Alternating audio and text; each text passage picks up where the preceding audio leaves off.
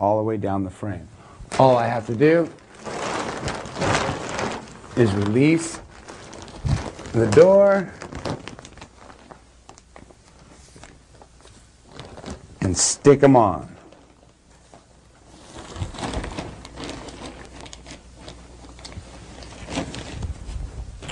Now it's light proof.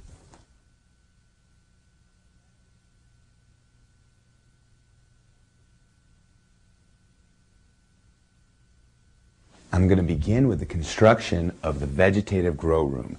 This room is going to have 18 hours of light per day. I have plenty of room to work with, 3 feet depth, 5 feet width, and 8 feet of height. All I need to start off with is this power strip. I'm going to plug all my 4-foot fluorescents into this power strip. Because of this, I plug the power strip into this timer. It's preset for 18 hours a day. On at 6 in the morning, off at midnight. Now I can hang up the 4-foot fluorescents. It doesn't matter what type of hood I have. What does matter are the bulbs. I need a cool white and a warm white bulb on each of these hood setups.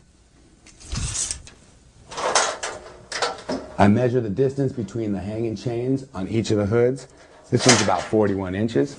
And if you look up at the ceiling, I've placed these boards about 41 inches apart from each other. I've also put in hooks for each set of lights so that the lights sit about 1 inch from each other, and they'll sit right here perfectly above the plants.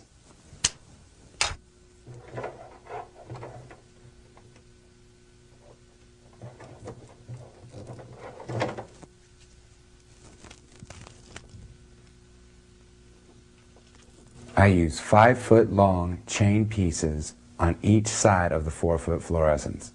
That way I can drop the fluorescent lights all the way down within inches of the tops of the plants. Temperature and airflow are very important. I'm really lucky in this basement that I have a lot of free moving air, especially with this oscillating fan. I'm not going to even need this squirrel cage for this room. I'm going to need it for the budding room for sure.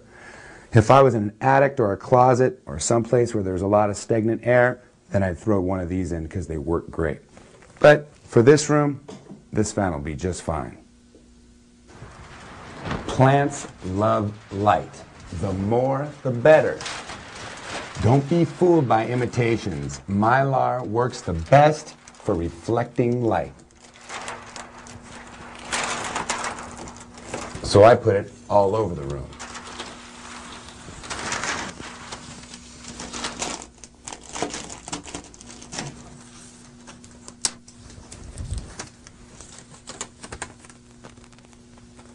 With this reflective Mylar and these 4-foot fluorescents, that's all the lights my plants are going to need in this vegetative grow room. I could use model halides, I could use even a high pressure sodium, but there's no need.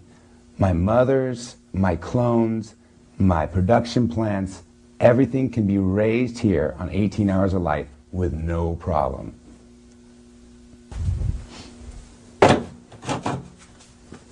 Table's done. Here I have a 2-foot by 4-foot piece of plywood.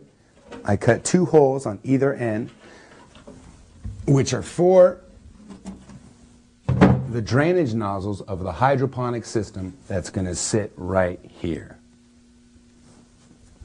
If my plants had to rely on me to water them 3 times a day consistently, well, I probably wouldn't have any bud to smoke.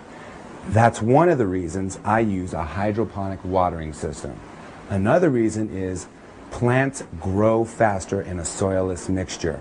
I usually save 2 to 4 weeks on maturing plants just because I use a hydroponic system. Looking at all these parts I've selected, it can be really intimidating. I've flooded my house 10 times until I realized the basic rule of the hydroponic system. Whether you make your own like I am, or I go out and purchase one from the store, the principle is always the same. You have to have the planter higher than the reservoir. Then when the pump is turned off in the reservoir, the planter will always drain. It's important to have a drainage. I found this perfect 2-foot by 4-foot plastic tray that I'm going to use as my planter. I have this 20-gallon plastic tub that I'm going to use as my water reservoir, and all these parts are going to connect the two together. First, I'm going to get 5/8 inch outer diameter, 1/2 inch inner diameter black plastic vinyl tubing. I'm going to cut 3 pieces 5 feet long, 2 for my exit and 1 for my entrance, connecting my reservoir to my planter. Then I'm going to get a pump. The pump has a 1/2 inch diameter to fit perfect for the hose. These nozzles are perfect. They're 1 inch diameter, excellent for my drill bit, and they have a 1/2 inch hookup, perfect for the hose. These drip nozzles are perfect. I can get them at almost any home garden center. They're super easy to hook up, stick in your plant, and my hose fits on the end just perfectly.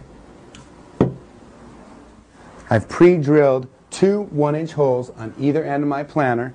Now all I have to do is hook up these drainage nozzles with some aquarium silicone all around the edges.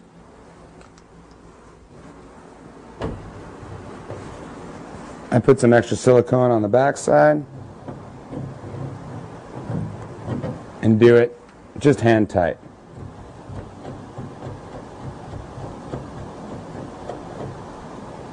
Perfect. Now that the silicone is dry, I can put my black tray right up on my wood, putting the nozzles in the holes that I cut in the wood, and I can hook up my line. I connect the hose right up to the nozzle. I take this little zip tie, the other side,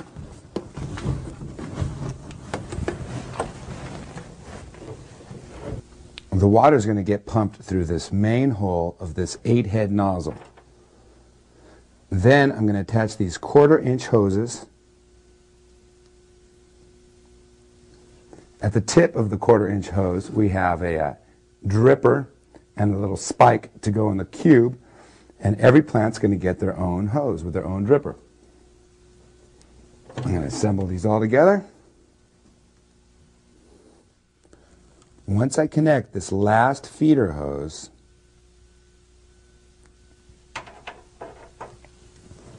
I can set the whole nozzle in the middle of the tray and connect this 1/2 inch hose right to the middle. The other end I can hook up right to this pump, and I'll secure both ends with the zip tie.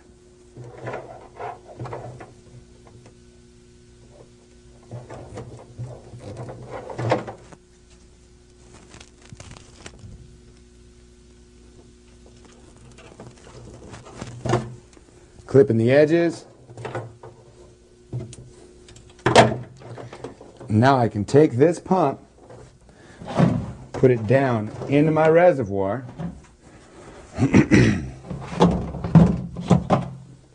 take this reservoir, move it right up underneath my table. I can take the exit lines, and throw them into the reservoir.